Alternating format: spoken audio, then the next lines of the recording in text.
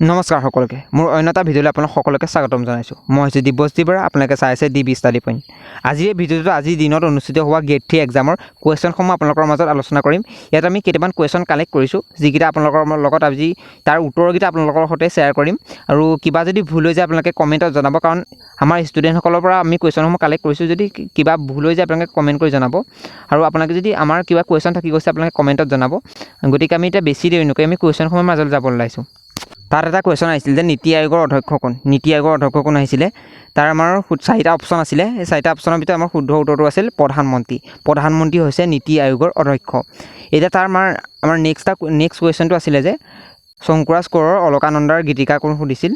তাত আমাৰ 4টা অপশ্যন আছিল। এই 4টা অপশ্যনৰ ভিতৰত শুদ্ধ উত্তৰটো আছিল যে মৈত্ৰী পাত্ৰৰ শংকুৰাজ কোঁৱৰৰ অলকানন্দাৰ গীতিকাৰ আছিল।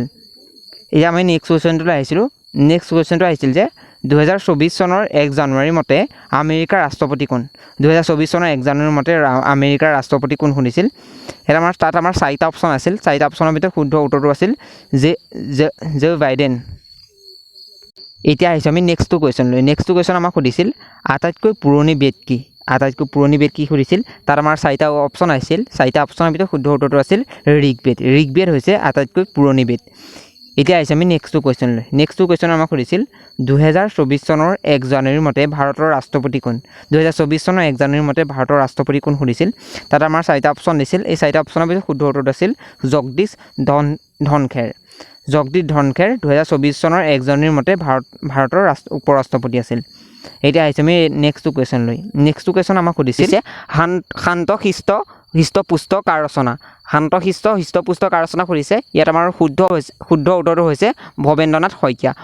এতিয়া আহিছে আমি নেক্সটটো কুৱেশ্যনলৈ। নেক্সটটো কুৱেশ্যন আহিছিল কুকুৰৰ কালেক্টিভ ৱৰ্ড কি সুধিছিল। কুকুৰৰ কালেক্টিভ ৱৰ্ড কি সুধিছিল। ইয়াৰ আমাৰ শুদ্ধ উত্তৰটো হৈছে পেক।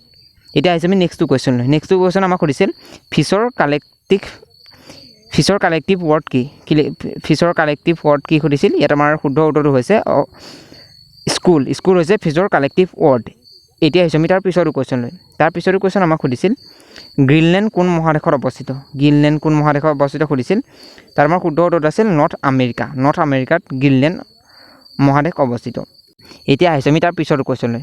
তাৰ পিছৰটো কুৱেশ্যন আমাক সুধিছিল টোকোলাই ক'ত অৱস্থিত? টোকোলাই ক'ত অৱস্থিত সুধিছিল। ইয়াৰ আমাৰ শুদ্ধ উত্তৰটো হৈছে টোকোলাই যোৰহাটত অৱস্থিত। আপোনালোকে যদি এতিয়ালৈকে আমাৰ চেনেলটো ছাবস্ক্ৰাইব কৰা নাই ছাবস্ক্ৰাইব কৰি দিব, আৰু আপোনালোকৰ বন্ধু বান্ধৱীসকলৰ সৈতে শ্বেয়াৰ কৰি দিব, আৰু যদি ভিডিঅ'টো ভাল লাগিছে এটা লাইক কৰি দিব। এতিয়া আমি তাৰ নেক্সটটো কুৱেশ্যনলৈ যাব ওলাইছোঁ। আমাৰ নেক্সটটো কুৱেশ্যন আমাক সুধিছে অসমৰ বাঁহেৰে বনোৱা বাদ্যযন্ত্ৰ কি? আমি সঠিককৈ আমি প্ৰশ্নটো আমি গম নাপাওঁ, গতিকে আমাৰ ষ্টুডেণ্টক সুধি আমি লৈছোঁ, গতিকে আমাৰ কিবা ভুল হ'ব পাৰে। ইয়াত আমি ষ্টুডেণ্টক কোৱা মতে অসমৰ বাঁহেৰে বনোৱা বাদ্যযন্ত্ৰ কি সুধিছে।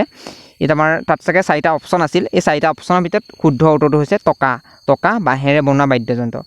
হয়তো আপোনালোকৰ তাত আছিল যে তলত দিয়া অসমৰ বাঁহেৰে বনোৱা বাদ্যযন্ত্ৰ কোনটো। গতিকে আমাৰ ইয়াত কিবা টাইপিং ভুল হ'ব পাৰে, গতিকে ক্ষমা কৰিব। এতিয়া আহিছে আমি তাৰ পিছৰটো কুৱেশ্যনলৈ। তাৰ পিছৰটো কুৱেশ্যন আমাক সুধিছে অসমৰ লগত কোন দুখন ৰাষ্ট্ৰৰ সীমা শ্বেয়াৰ কৰে?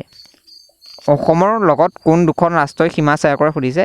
ইয়াত আমাৰ শুদ্ধ উত্তৰটো হৈছে বাংলাদেশ আৰু ভূটান। বাংলাদেশ আৰু ভূটানে অসমৰ দুখন ৰাষ্ট্ৰই সীমা শ্বেয়াৰ কৰে। এতিয়া আহিছে তাৰ পিছৰটো কুৱেশ্যনলৈ। তাৰ পিছৰটো কুৱেশ্যন আমাক সুধিছে নুমলীগড় তেল শোধনাগাৰ কোন জিলাত আছে?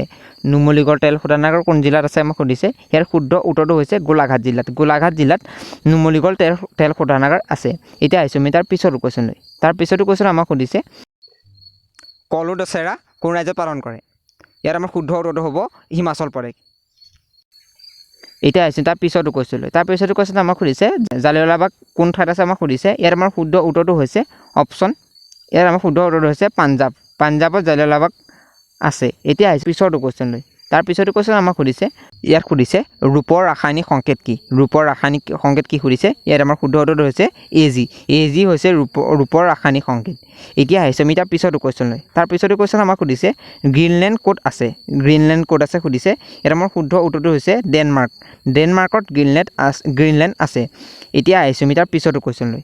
তাৰ পিছৰটো কুৱেশ্যন আমাক সুধিছিল ৰাষ্ট্ৰপতিক কোনে শপত পাঠ কৰোৱায়? ৰাষ্ট্ৰপতিক কোনে শপত পাঠ কৰোৱাই সুধিছে। ইয়াত আমাৰ শুদ্ধ উত্তৰটো হৈছে উচ্চতম ন্যায়ালয়ৰ মুখ্য ন্যায়াধীশে ৰাষ্ট্ৰপতিক শপত পাঠ কৰায়। এতিয়া আহিছোঁ আমি তাৰ পিছতো কুৱেশ্যনলৈ। তাৰ পিছতো কুৱেশ্যন আমাক সুধিছে ৰাজ্যসভাৰ অধ্যক্ষ কোন? ৰাজ্যসভাৰ অধ্যক্ষ কোন সুধিছে। ইয়াত আমাৰ শুদ্ধ উত্তৰটো হৈছে উপ-ৰাষ্ট্ৰপতি। ৰাজ্যসভাৰ অধ্যক্ষ হৈছে উপ-ৰাষ্ট্ৰপতি। এতিয়া আহিছোঁ আমি ইয়াৰ পিছতো কুৱেশ্যনলৈ। তাৰ পিছতো কুৱেশ্যন আমাক সুধিছে, এইটো আমাৰ ৰিজনিং আছিল। এই আমাৰ ৰিজনিংটো সুধিছিল যে আজি ৰবিবাৰ 92 দিনৰ পিছত কি বাৰ হ'ব? আজি ৰবিবাৰ 92 দিনৰ পাছত কি বাৰ হ'ব? ইয়াত আমাৰ এইটো ৰিজনিংটো ইয়াৰ শুদ্ধ উত্তৰটো হ'ব সোমবাৰ। এইটো আপোনালোকে অংকটো কৰি চাব, অংকটো চালে বুজি পাব। এইটো সহজ কুৱেশ্যন, মানে আপুনি যদি বুজি পায় ইয়াত মানে ইমান টান নাই, কিন্তু এইটো চাবলৈ গ'লে টান, কিন্তু আপোনালোকে যদি কৰি চায় ইমান টান নহয়। এইটো অকণমান যদি আপোনালোকে চেষ্টা কৰে এইটো ওলাই যাব। ইয়াত আমাৰ শুদ্ধ উত্তৰটো হ'ব সোমবাৰ। আজি যদি ৰবিবাৰ হয় 92 দিনৰ পাছত সোমবাৰ হ'ব। এইটো আপোনালোকে কৰি চালে গম পাই যাব। এতিয়া আহিছোঁ আমি তাৰ পিছতো কুৱেশ্যনলৈ। তাৰ পিছতো কুৱেশ্যন আমাক সুধিছে নেশ্যনেল ৱাৰ মেম'ৰিয়েল ক'ত আছে? নেশ্যনেল ৱাৰ মেম'ৰিয়েল ক'ত আছে সুধিছে। শুদ্ধ উত্তৰটো হ'ব নিউ দিল্লী। নিউ দিল্লীত নেশ্যনেল ৱাৰ মেম'ৰিয়েল আছে। এতিয়া আহিছোঁ আমি তাৰ পিছতো কুৱেশ্যনলৈ। তাৰ পিছতো কুৱেশ্যন আমাক সুধিছে আহোমৰ শেষ ৰাজধানী কোনখন? আহোমৰ শেষ ৰাজধানী কি সুধিছে। আহোমৰ ৰাজধানী কি? আহোমৰ শেষ ৰাজধানী কি সুধিছে। ইয়াৰ আমাৰ শুদ্ধ উত্তৰটো হ'ব যোৰহাট। যোৰহাট হ'ব আহোমৰ শেষ ৰাজধানী। এতিয়া আহিছোঁ আমি তাৰ পিছতো কুৱেশ্যনলৈ। তাৰ পিছতো কুৱেশ্যন আমাক সুধিছে শংকৰদেৱৰ আইতাক কোন? শংকৰদেৱৰ আইতাক কোন সুধিছে। ইয়াৰ আমাৰ শুদ্ধ উত্তৰটো হ'ব খেৰসুতি। শংকৰদেৱৰ আইতাকৰ নাম হ'ব খেৰসুতি। এতিয়া আহিছোঁ আমি তাৰ পিছতো কুৱেশ্যনলৈ। তাৰ পিছতো কুৱেশ্যন আমাক সুধিছে নয়নমণি কি খেলৰ লগত জড়িত?